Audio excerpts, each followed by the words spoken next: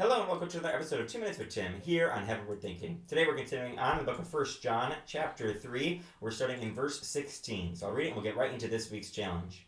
This is how we know what love is. Jesus Christ laid down his life for us, and we ought to lay down our lives for our brothers and sisters.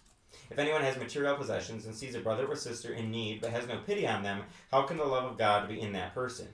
Dear children, let us not love with words or speech, but with actions and in truth.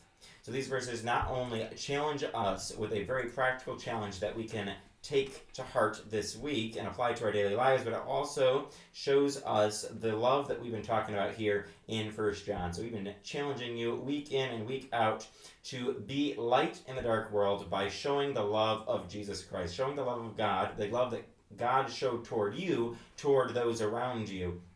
Everyone around you, not just the people that you like, but everyone. And we see here the greatest demonstration of love. How we know what love is that Jesus Christ laid down his life for us. So we need to do the same thing. Jesus, he emptied himself of all the glory of heaven, came down to earth, humbled himself, took a cross for us, took the punishment, sacrificed his own life for our sin, the punishment that we deserved, and he offered us new life. How could we not then show that same love, that same forgiveness, that same compassion, or as it says in the next verse, pity on other people? When we see someone in need, someone that needs some material possession, specifically in verse 17 it says, if we see someone, a brother or sister in need, and have no pity, how can we truly have the love of God in us? If God's love is in us, and we recognize what Jesus did for us and what we need to do for other people, then of course we should have some compassion and pity on those around us. When we see a need, we should meet the need, because that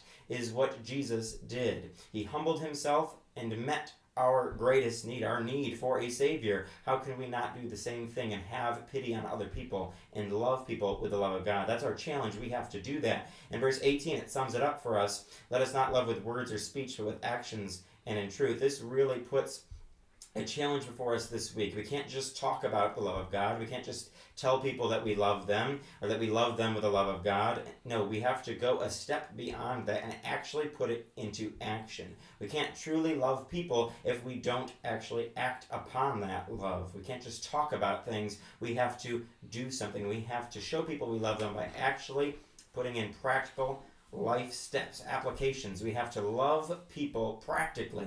That's my challenge for you this week. Remember what Jesus did for you, how he laid down his life for you and for me, and lay down your life for your brothers and sisters by loving people with action and in truth.